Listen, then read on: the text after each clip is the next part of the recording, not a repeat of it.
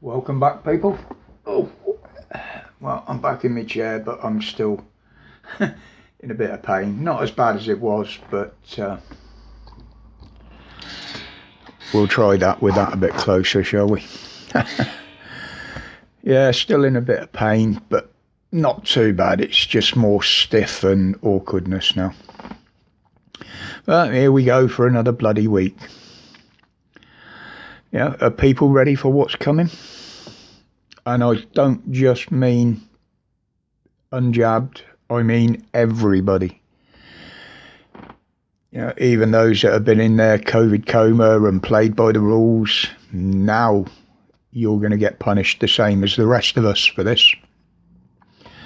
Yeah, the cost of living's going absolutely mental.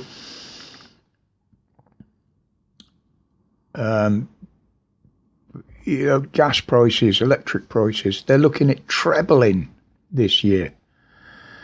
So effectively that forces a hell of a lot of families, and I would say millions, out of the market this year. They won't be able to afford the power. They literally will not be able to afford to cook food or even buy food. But another one's come to light now. Not only is there going to be a hike in fuel prices, road tax for your cars. There is absolute monstrous rises put down for April and continuing on from there. Effectively now, although they want us all in electric cars, but the infrastructure's not there, the cars are too expensive, people can't afford them. Most people haven't even got a charger or anywhere where they can put one. So electric cars are out the window. But now with petrol and diesel vehicles, the tax is going skywards. Effectively, they're just trying to price everyday people out of their personal transport. This has to be fought all the way. This is absolutely ridiculous.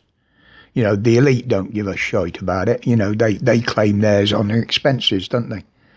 But I'll get to that in a minute. You know, it's before long, we are going to become a nation that's divided. You're going to have the elite in London that get everything they want, can do everything they want. And then you'll have the rest of us who will have reverted back to scavenging, hunting, gathering, because that's the only way we're going to survive this. If that's the way things are going. It's absolutely ridiculous. It just shows their contempt for us. And even more so, showing their contempt for us now, is it's a known fact. Their biggest con is their second houses in London. Our money pays for their second homes and the running of their second homes. Why? Because they choose a profession which is based in London. Now, if I moved to London for work, I would have to pay for my own place. I wouldn't get public funded, would I? And they line their pockets at every given opportunity with expenses. Well, while we're getting double and treble gas and electric bills now, this is come to light. It was publicised. It was on a government website, funnily enough. Think about this when you get this next gas or electric bill.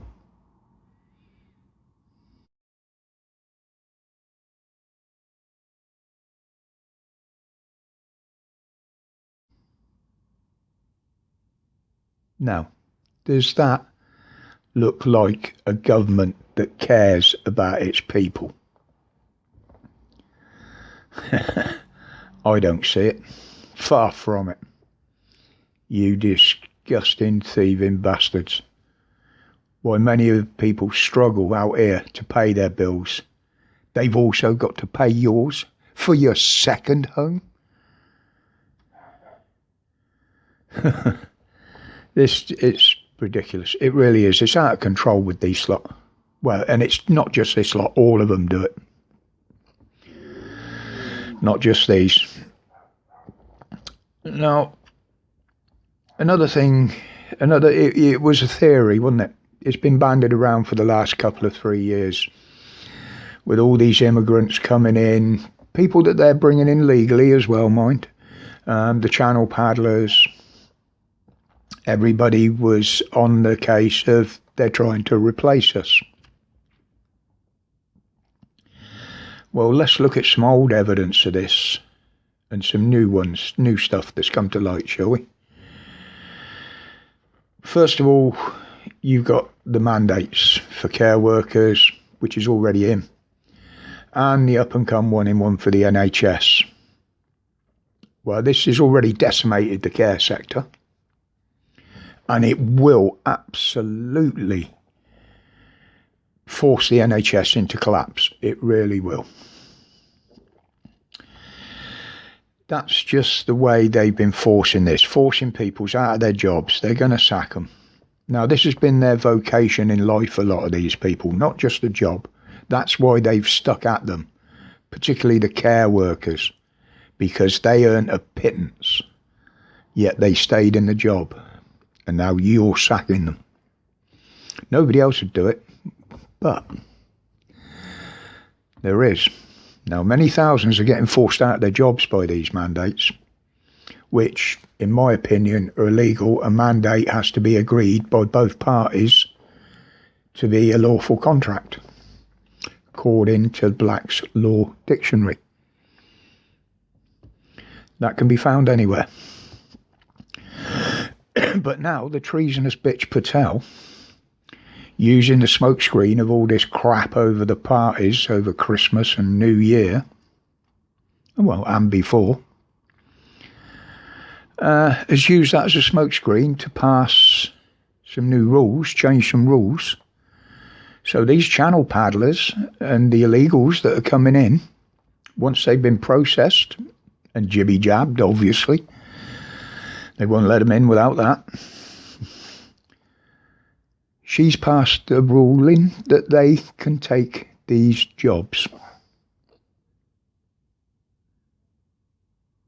You think you're going to get care from untrained people who, majority of them, can't even speak the bloody language? Now, this is what we're facing, people. And I'm starting to think that that conspiracy theory is actually now fact.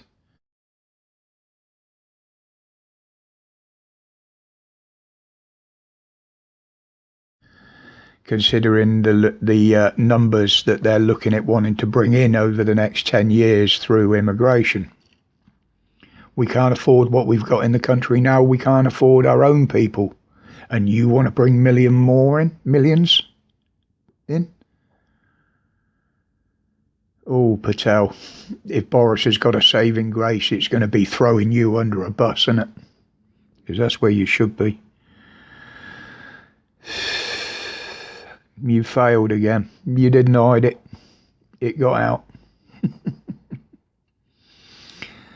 But before I go, my thought for today is they're forcing all these mandates into the future. They're putting programs in place for it all in the future, the continuing booster schemes, etc. Now, most scientists are saying that the pandemic is over. It's now an endemic. It's something we've got to live with. This is fact. Very reputable scientists have come out and said this, including some of our own.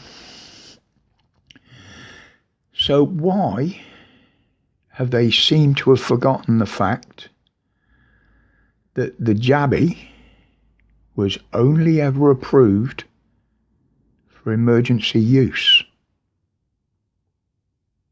Now, if the emergency's over, why is it still being used?